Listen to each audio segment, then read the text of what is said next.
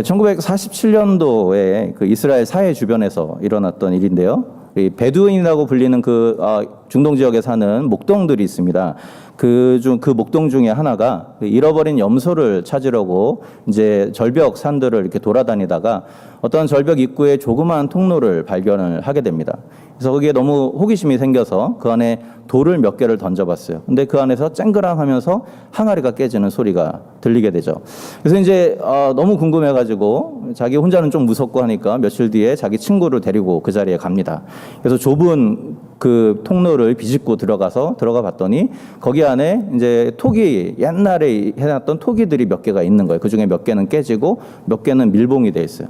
그래서 야, 이게 보물이 들었구나 생각을 하고 그 토기를 깼는데 실망스럽게도 보물이 아니고 그 양가죽이 돌돌돌돌 말려있는 몇 개가 거기에 남아 있었던 거예요. 그래서 실망은 했지만 그래도 이게 오래된 것 같아서 좀 어디라도 팔 수 있을까 해가지고 이제 골동품상을 이제 이렇게 다니다가 결국 우여곡절 끝에 20파운드를 팔고 그 두루마리 몇 개를 팔게 됩니다.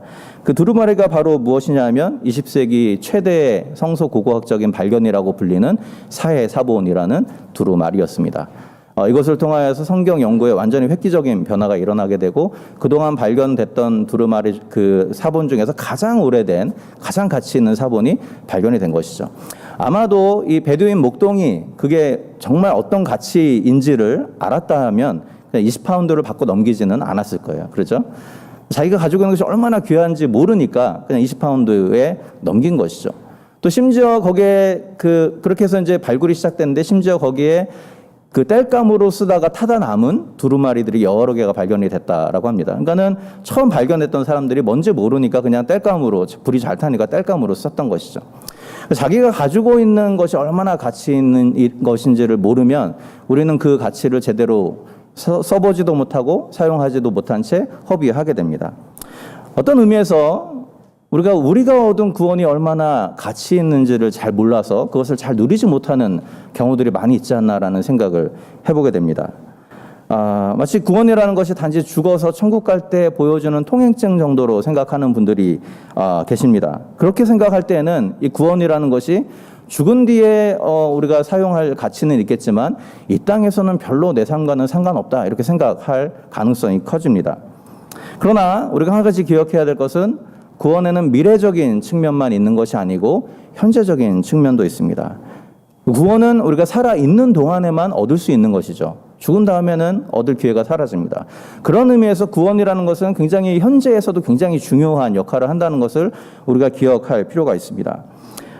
그래서 구원받은 우리가 단순히 죽은 뒤에 천국 갈 소망만 가지고 살아서는 안 되는 것이죠.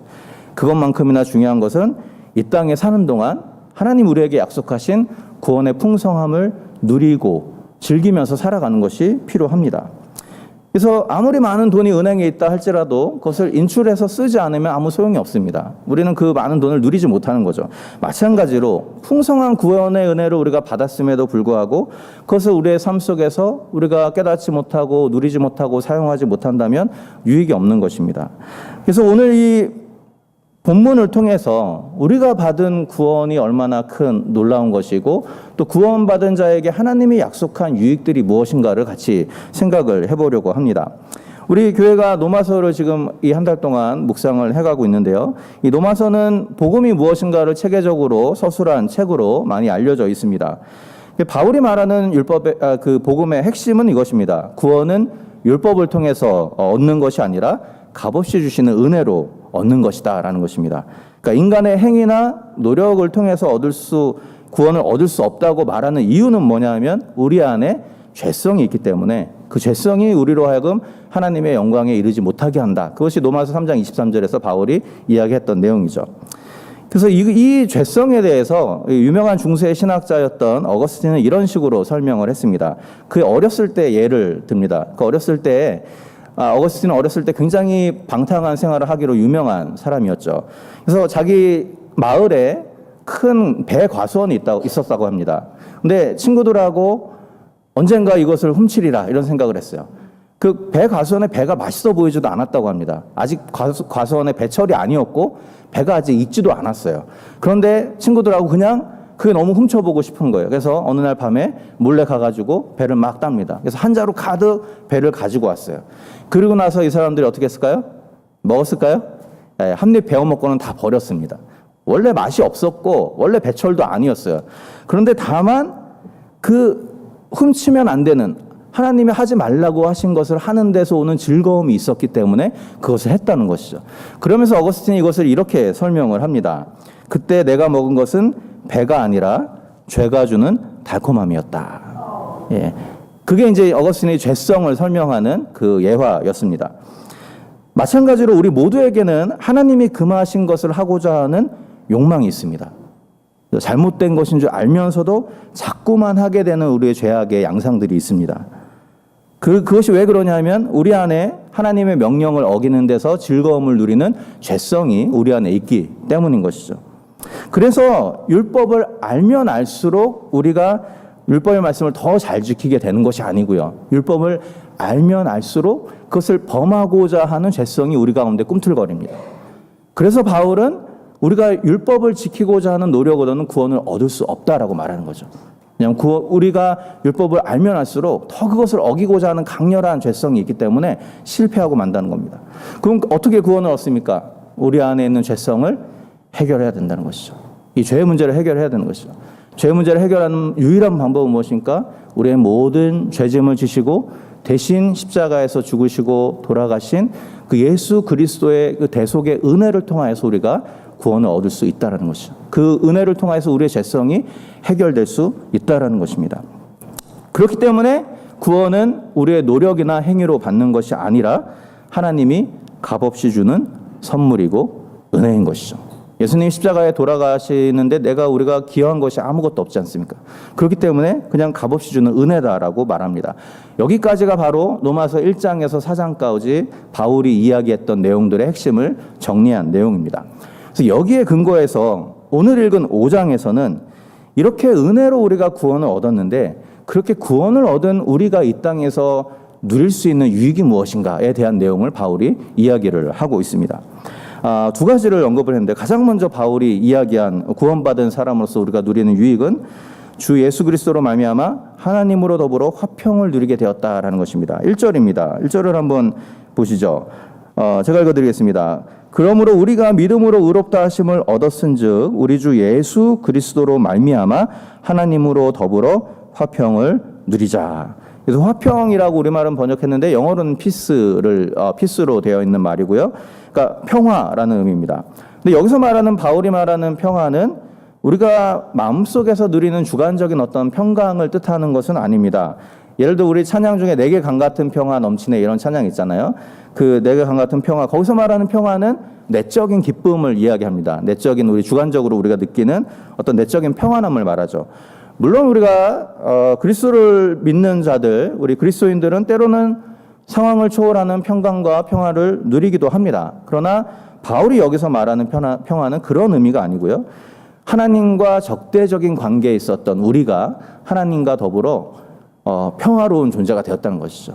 하나님과 더불어 우리가 화목한 존재가 되었다라는 의미입니다. 그러니까 우리의 죄성으로 말미암아 우리가 하나님의 심판의 대상으로 전락을 했는데 이 상태에서는 우리가 아무리 노력을 해도 하나님의 진노를 면할 길이 없습니다. 바로 이 상태를 하나님과의 적대적인 관계로 바울이 설명을 하는 것이죠. 예를 들면 자녀에게 너무 높은 기대치를 가지는 어머니 밑에서 자라난 아이들, 그 아이들은 삶이 사실 기쁨과 감사보다는 절망스러울 때가 굉장히 많이 있습니다. 예를 들어서 90점을 맞아왔는데 100점을 못 맞았다고 혼을 내고 100점을 맞아오면 어떻게 혼내죠? 네 반에 100점 몇 명 맞았어? 이렇게 물어보죠. 예. 그러니까 이게 채울 수가 없는 거예요. 그 어머니의 그 기준을 채우려고 해도 채울 수 없기 때문에 나중에는 절망하게 되고 자존감이 굉장히 낮아지게 됩니다. 그런데 이것이 바로 하나님과의 적대적인 관계에 있을 때 인간의 모습이라는 것이죠. 아무리 노력을 하고 아무리 잘 살려고 하고 아무리 거룩하게 살려고 해도 하나님에 의해 우리의 힘으로는 이룰 수가 없기 때문에 그로 말미암은 절망과 두려움이 인간을 사로잡게 됩니다. 그러나 예수 그리스도의 희생의 죽음을 통해서 비로소 우리와 하나님 사이에 이런 담이 허물어졌다라고 말씀을 하는 것이죠. 그래서 우리는 더 이상 하나님의 기준을 충족하기 위해서 애쓰지 않아도 되는 상태가 된 것입니다. 왜냐하면 예수님이 그 모든 기준을 다 이루셨기 때문에 그렇죠. 바울이 말하는 평화의 의미가 바로 이런 의미입니다. 감정적이고 주관적인 마음속의 평강을 말하는 것이 아니라 지금 내가 어떻게 느끼고 있느냐와 상관없이 하나님과 나 사이를 가로막고 있었던 적대감이 객관적으로 사라졌다라는 의미인 것이죠. 자, 그렇다면 이렇게 하나님과 더불어 우리가 평화를 누리게 된 것이 우리 삶에 어떤 유익을 줄 것인가? 바울이 그 이야기를 지금 설명을 하고 있습니다. 이렇게 예를 들어 설명하면 좀 쉬울 것 같아요. 우리 도망자의 삶을 한번 생각을 해보시죠. 죄를 짓고 잡히지 않기 위해서 여기저기를 떠돌아다니는 도망자의 삶. 어떨까요? 그 삶이. 무엇을 하든 마음이 편하지 않을 겁니다. 그렇죠? 뭐 이렇게 일이라도 해서 돈을 벌려고 어디인가 취직을 하려고 하면 이것으로 인해서 내가 걸리지 않을까? 겁이 나겠죠? 새로운 친구를 사귀려고 해도 이 친구랑 내가 더 깊어져서 내 속 얘기를 하게 되면 이 친구가 나를 고발하지 않을까? 두려움이 생기게 됩니다. 지나가는 경찰차만 봐도 나를 잡으러 오는 것처럼 이렇게 섬뜩할 때가 있을 것입니다. 자, 그러니까 죄값을 치러서 자유의 몸이 되기 전까지는 계속해서 이런 조마조마한 삶이 이어지게 되죠. 마찬가지로 우리가 교회를 다니지만 그리스도의 대속의 의미를 제대로 이해하지 못하는 사람의 삶도 이와 같을 수 있다는 것입니다. 죄사함의 은혜를 제대로 이해하지 못하기 때문에 끊임없이 하나님에게 잘 보이기 위해서 살아가는 것이죠. 예배도 열심히 드리고 시간을 내어서 말씀도 있고 어떻게든지 윤리적으로도 더 올바르게 살려고 노력하지만 여전히 그 마음에는 불안함이 있는 것입니다. 더 잘 살아야지, 더 많이 예배드리고 더 많이 헌금하고 더 많이 주님을 섬겨야지 하나님이 나를 사랑해 주시지 않을까 하는 마음 때문에 계속해서 불안한 것이죠. 그러나 이렇게 하나님의 인정을 받기 위해서 신앙생활을 하는 것은 사실은 그가 아직 복음을 제대로 이해하지 못했다라는 증거입니다. 복음은 무슨 뜻입니까? 복음이 무엇입니까? 복음은 우리의 노력으로는 우리가 도무지 하나님을 만족시킬 수 없다라는 사실을 이해하는 것이 복음입니다. 그래서 인정하는 것이 복음이에요.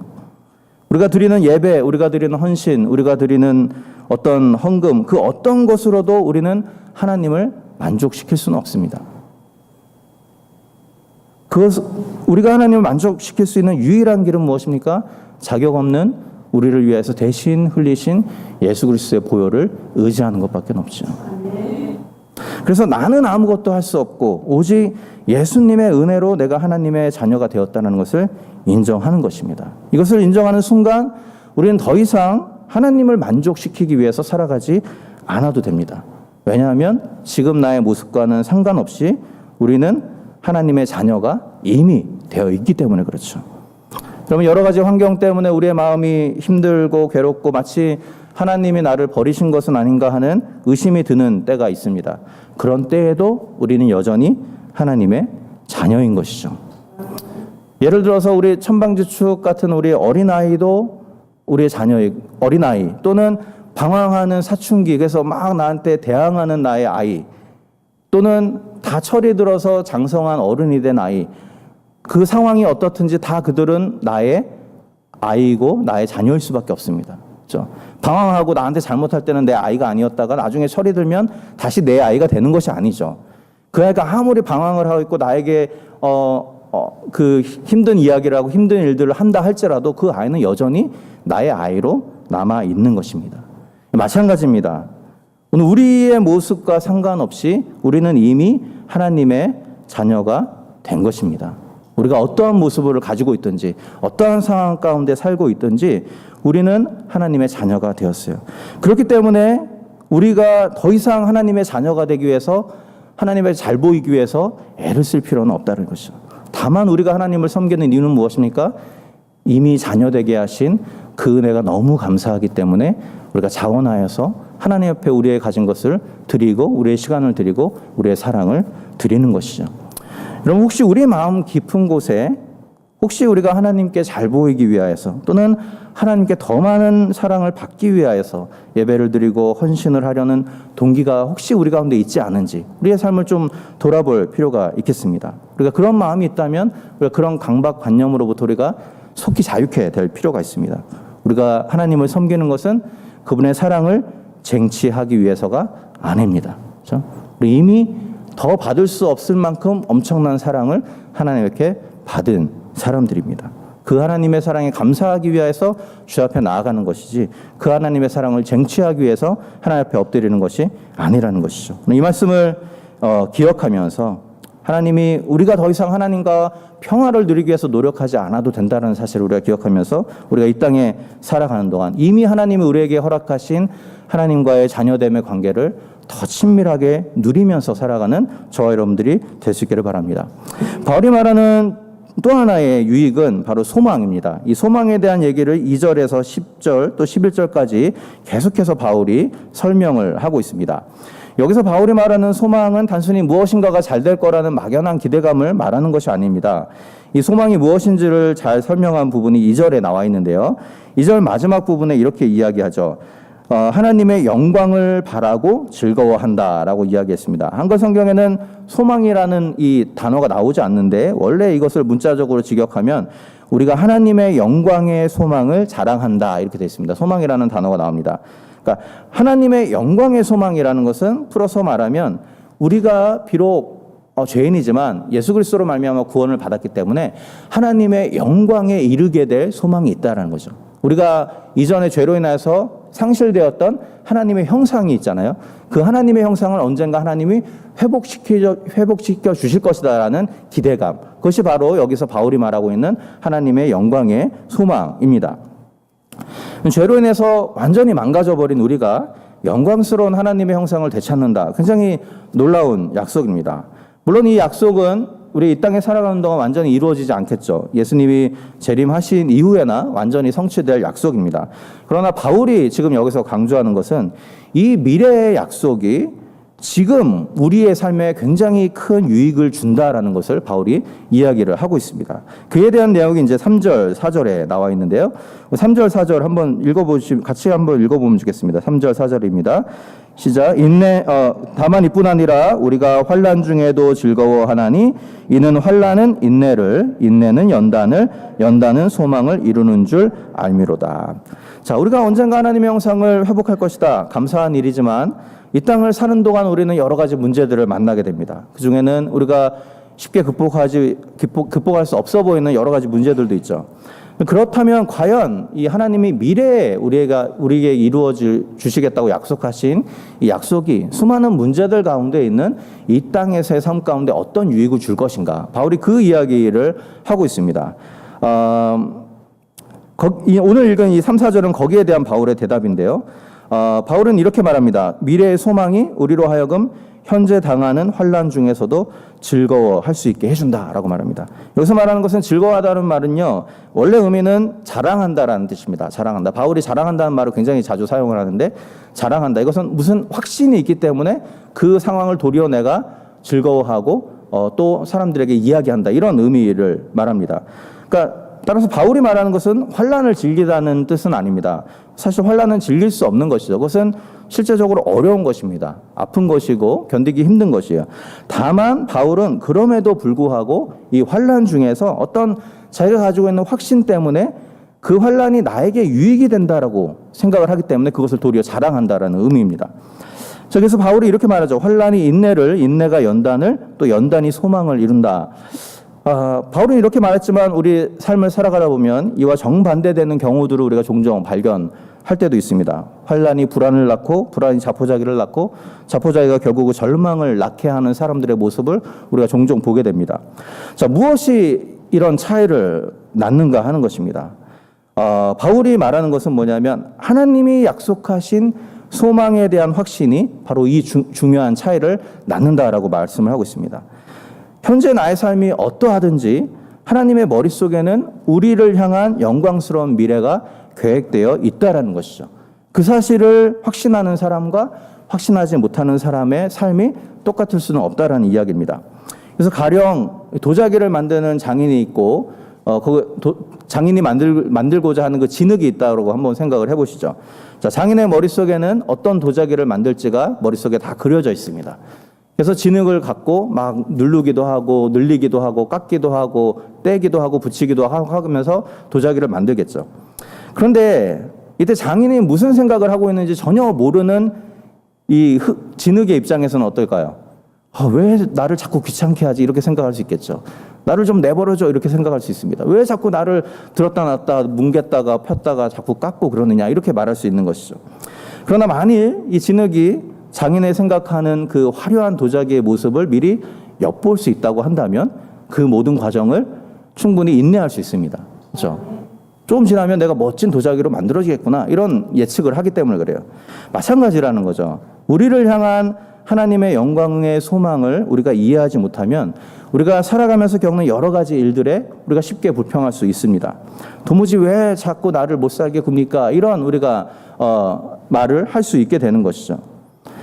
그러나 그 모든 것들이 결국 나를 영화롭게 하시는 하나님의 계획의 일부임을 이해한다면 우리는 환난 중에서 소망을 가지고 견딜 수 있게 되는 것입니다. 그래서 바울이 이렇게 말하는 거죠. 환난이 인내를 낳고 그 인내가 우리를 연단하여서 마침내 영광의 소망에 이르게 한다라고 설명을 하고 있는 것입니다. 그렇기 때문에 오늘 이 땅에서 살아가는 동안 하나님이 우리에게 약속하신 이 소망을 날마다 되새기는 저와 여러분들이 되면 좋겠습니다. 이 소망을 품는 사람은 시시각각 찾아오는 여러 가지 환난 속에서 쉽게 절망에 빠져들지 않을 수 있는 것이죠. 왜냐하면 그 뒤에는 하나님의 뜻이 무엇인지를 이해하려고 하고 그것을 깨달으려고 노력하게 되기 때문에 그렇습니다. 그리고 그 과정을 통해서 문제를 이겨낼 수 있는 힘을 얻게 되는 것이죠.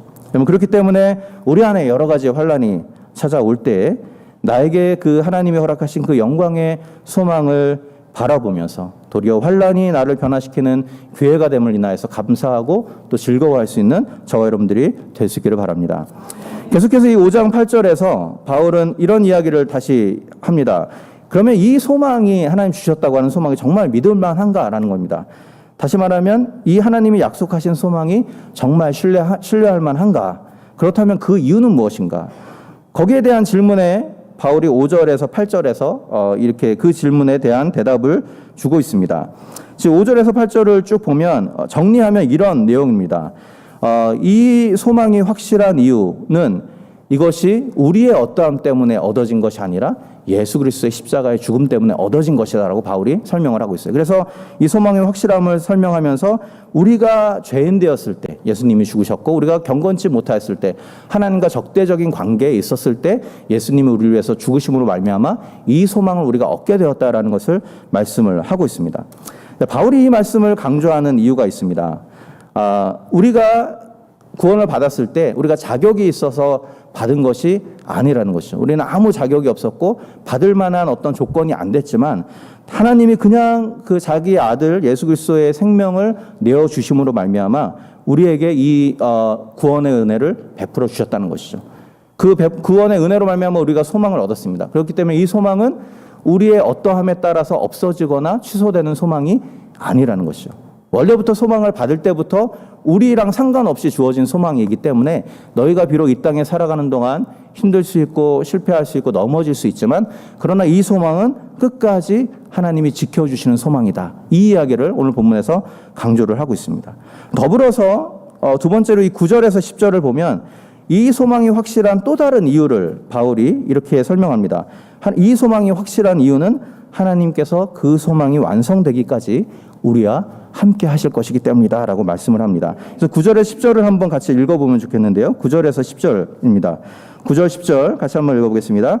그러면 이제 우리가 그 피를 인하여 의롭다 하심을 얻었은즉 더욱 그로 말미암아 진노하심에서 구원을 얻을 것이니 곧 우리가 원수 되었을 때 그 아들의 죽으심으로 말미암아 하나님으로 더불어 화목되었은즉 화목된 자로서는 더욱 그의 살으심을 인하여 구원을 얻을 것이니라.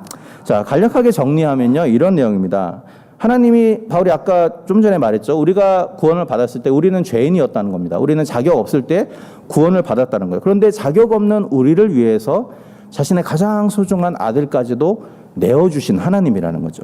하물며 이제 우리는 구원을 받았다는 겁니다. 이제 우리는 구원을 받았는데 하물며 이제 구원을 받아서 하나님의 소중한 존재가 된 우리를 위하여서 하나님이 더 많은 은혜와 더 많은 구원의 능력을 베풀어 주시지 않겠느냐라는 것이 바울의 논리입니다. 바울의 요점인 것이죠. 다시 말하면 우리를 구원하기 위해서 하나님이 엄청난 가치를 지불을 하셨다면 그 구원이 계속 유지되게 하기 위해서도 하나님은 자신의 모든 것을 거실 것이다. 이렇게 말씀을 하고 있는 겁니다. 그렇기 때문에 우리 최종적인 구원에 이르기까지의 우리의 여정은 결코 혼자 하는 여행이 아닌 것이죠. 우리를 구원하신 하나님께서 그 구원을 완성하실 때까지 우리와 함께 동행하실 것입니다. 이런 점에서 우리 구원을 받았다는 것은 단순히 죽어서 천국 간다는 의미가 아닙니다. 그것은 이 땅에 살아가는 동안 우리의 구원을 완성하기 원하시는 하나님과 더불어서 한 걸음 한 걸음 동행하여 가는 삶의 여정을 말하는 것입니다. 우리가 하나님이 우리와 함께 하시는 한 우리가 꽃길을 걷든지 광야길을 걷든지 사실은 별로 상관이 없습니다. 어찌되었든 하나님이 우리와 함께 하시기 때문에 우리는 그 길을 통과하게 될 것입니다. 바로 이것이 우리가 이 땅에 살아가는 동안 구원받은 자로서 누리는 굉장히 중요한 특권이고 유익이라고 할 수 있습니다. 우리가 처한 상황이 어떠하든지 마지막 그날까지 나와 함께 하시는 하나님이 계시다는 사실, 그 사실 하나만으로도 우리는 새 힘을 얻을 수 있게 되는 것이죠. 여러분, 그래서 우리 구원받은 자의 삶은요, 여기서 어떻게 잘 버티다가 나중에 천국 가야지, 그러면서 이를 꽉 물고 사는 것이 우리 구원받은 사람의 삶이 아닌 것이에요. 이 땅에 살아가는 동안 하나님이 우리에게 약속하신 이 구원의 놀라운 유혹들을 충분히 누리고 충분히 그것을 증거하고 충분히 그 안에서 기뻐하면서 살아가는 것이 우리를 부르신 우리의 부르심이라는 것이죠. 여러분, 그렇기 때문에 오늘 우리는 누가 뭐래도 하나님의 자녀입니다. 그리고 누가 뭐래도 하나님의 영광의 소망을 소유한 자들입니다. 이 사실을 기억하면서 이 사실을 가지고 우리가 확신을 가지고 이 땅에서 기쁨과 감사로 살아가는 여러분들이 되면 좋겠습니다. 물론 그리스도인은 때로는 말씀 때문에 여러 가지 것들을 포기해야 되는 일들도 옵니다. 말씀 때문에 고난을 받을 때도 있습니다. 그러나 그 말은 우리가 이 땅에 살아가는 동안 우리의 삶이 항상 심각해야 되고 슬퍼야 되고 어려워야 된다는 의미는 아닌 것이에요. 우리에게 주신 하나님의 구원의 은혜를 바라보면서 구원받은 자만이 누릴 수 있는 이 하나님과 동행하시는 특권을 누리면서 살아가고 기쁨과 감사로 살아가는 것이 오늘 우리의 삶의 부르심이라는 것이죠. 제가 아는 한 후배 중에 수년을 유방암으로 고통을 당해왔던 친구가 하나 있습니다. 10몇 년 만에 연락이 돼서 소식을 듣게 되었는데요. 몇 년 전에 처음 발견했을 때 이 사기였다고 합니다. 그러니까 이제 굉장히 어려운 상황이었던 것이죠. 그래서 이제 그 병으로 인해 힘든 시기를 겪고 지금도 완전히 완치는 되지 않고 뼈에 전이된 것들을 치료하는 과정 가운데 있다고 합니다. 근데 그 친구가 이런 고백을 하더라고요. 굉장히 힘들었는데, 그 과정이 힘들었는데 그것을 믿음으로 극복하는 과정 가운데 자기가 오래 교제하던 2명의 믿지 않던 친구들이 복음에 대해서 마음의 문을 열게 되었다라는 고백을 하면서 그것 때문에 굉장히 감사하다 이런 이야기를 하는 것을 들었습니다. 이제 갓 40이 된 젊은 자매이고 어린 아이들의 엄마입니다. 과연 그런 상황 가운데 이 질병을 감당하는 것이 굉장히 어려웠으리라고 생각이 됩니다. 어쩌면 안 믿는 사람들의 입장에서는 저 하나님 잘 믿는다는 사람이 왜 저래 하면서 하나님이 살아계시지 않은가 보다라는 어떤 그런 마음들을 생기게 할 수도 있는 그런 환경이죠.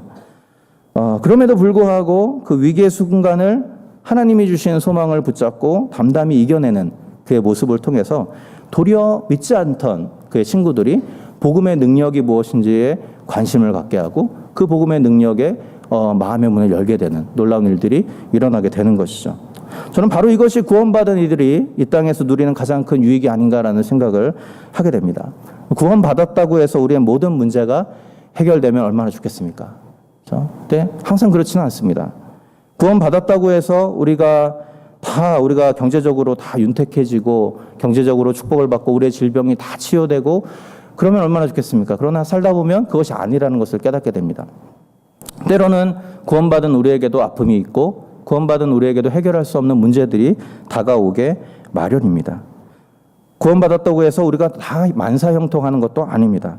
그러나 우리가에게 있는 것은 우리가 가지고 있는 유일한 것은 바로 하나님이 우리에게 약속하신 소망이라는 것이죠. 하나님의 영광의 일을 소망을 우리에게 하나님이 약속해 주셨다는 것입니다. 그리스도 예수의 피로 죄사함 받은 우리를 거룩한 하나님의 형상으로 회복시키시려는 하나님의 계획이 우리 가운데 있는 것이죠. 그리고 그 계획을 이루시기까지 하나님은 우리와 함께 동행할 것이라고 말씀합니다. 죄인이었을 때 우리를 구원하신 하나님이 하물며 의인이 된 우리의 삶을 가만히 내버려 두시겠느냐? 이것이 바울의 고백입니다. 오늘 이 바울의 믿음의 고백, 믿음의 확신을 가지고 우리의 삶에 어떤 문제와 어떤 어려움들이 있든지 간에 감사와 기쁨을 잃지 아니하고 소망을 바라보며 살아가는 저와 여러분들 될 수 있기를 주님의 이름으로 부탁을 드립니다. 같이 기도하겠습니다.